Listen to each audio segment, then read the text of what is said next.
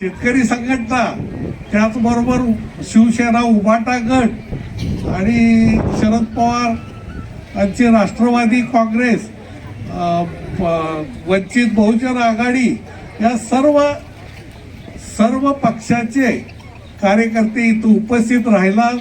त्याचबरोबर आपले उमेदवार प्रचार शुभारंभ आणि आपल्याला आपले आशीर्वाद घेण्यासाठी ते इथं सर्व उपस्थित राहिले. प्रथम मी त्याचं सर्वांचं स्वागत करतो.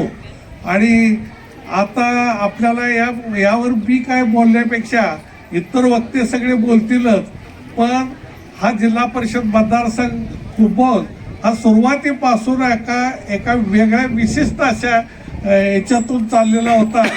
रसिक जोरात होती. त्यातून प्रथम आपल्या आघाडीनं राजू शेट्टी साहेब असतील, बट्टी साहेब असतील आदरणीय, या सर्वांनी एकी करून ह्या इथला तिढा सोडवून शेतकरी संघटना, काँग्रेस आणि इतर आपले पक्ष सगळे एकत्र राहून हा मतदारसंघ लढवण्याचा निश्चय केला. आणि याला सगळ्यांनी सर्व थरातील लोकांनी त्यांना पाठिंबा दिलाय. आणि साहेब, तुम्हाला सांगू इच्छितो, आता बेंडवड्यातलं वातावरण आम्ही 2-3 वेळा मीटिंग बोलली. आपल्या उमेदवारांना विचारा, आम्ही सुनील देसाई असतील, आम्ही असेल, तुमचे कार्यकर्ते, आमचे कार्यकर्ते सगळे एकत्र मिळून आम्ही काम करतोय. आणि सर्वांचा लोकांच्यात सुद्धा आपला उत्स्फूर्त असा पाठिंबा आहे. काही नाही झालंय ते बरोबर झालंय. काही नाराजी आहेत तिथं तुम्ही पोचावं आणि अजून वेळ गेलेला नाही तिथं दुरुस्त्या करून ती माणसं आपल्याकडे कशी येतील. नावं काही घेणार नाही, साहेबांना माहिती आहे, आम्हाला सगळ्यांना माहिती आहे. त्यांचाही आपल्याला पाठिंबा कसा मिळेल इकडं सर्व नेत्यांनी लक्ष द्यावं अशी अपेक्षा व्यक्त करतो. आणि आता प्रचार शुभारंभ झाल्यानंतर जवळजवळ आता 4 दिवस झालं आपले तिन्ही उमेदवार अगदी पायाला भिंगरी लावून पळत आहेत. प्रत्येक गाव आता पिंजून काढलाय. तरी सुद्धा आता गावोगावी घरोघरी जाऊन प्रचार करणं सुद्धा प्राप्त आहे. आणि या सर्व गोष्टी करत असताना आपला कार्यकर्त्यांना एक विनंती करतो, हे आपल्या काँग्रेस पक्ष गेली कित्येक वर्षाचा इतिहास आहे.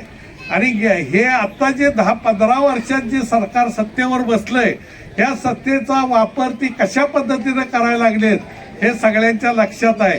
आणि त्याप्रमाणे हे आता जे विकास झाला हा काय 15 वर्षाचा विकास नाही. गेली 60-70 वर्ष स्वातंत्र्य मिळाल्यापासूनचा अगदी प्रत्येक गोष्टीत विकास, धरणं असतील, शेती सुधारणा असतील, इतर कुठल्याही इंडस्ट्रीज असतील, हे उभा करण्याचं काम त्या वेळेला त्या सरकारनं करत आले.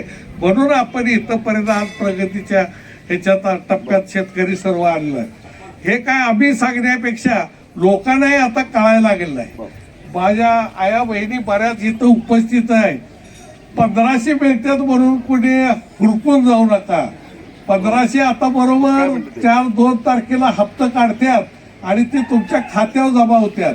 कृपा करून तुम्ही सर्वसामान्य कुटुंबातले, आम्ही सर्वसामान्यच कुटुंबातले आहेत, आमच्याही बायका 1500 घेतात, पण मत काँग्रेस आणि हे आपल्या आघाडीलाच मतदान करतात. काय त्यांचं एकाचं काय कमी करू शकत नाहीत, पण तुमचंही कोण कमी करू शकणार नाहीत.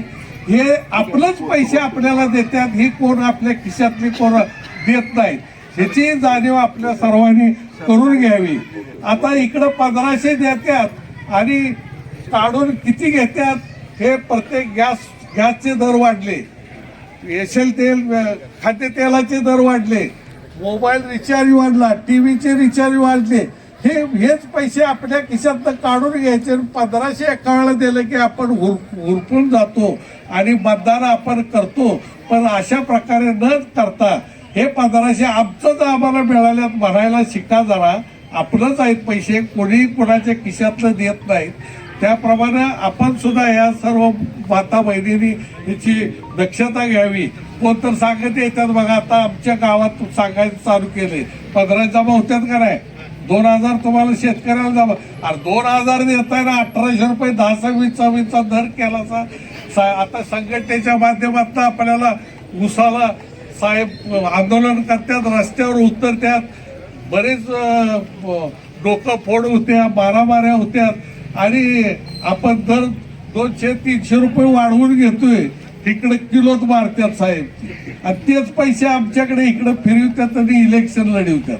तेव्हा त्या सगळ्या गोष्टीचा विचार केला तर आपण सर्वांनी या गोष्टीचा गांभीर्याने विचार करा आणि मतदार आघाडीलाच करण्याचा निर्णय सर्वांनी घ्यावा.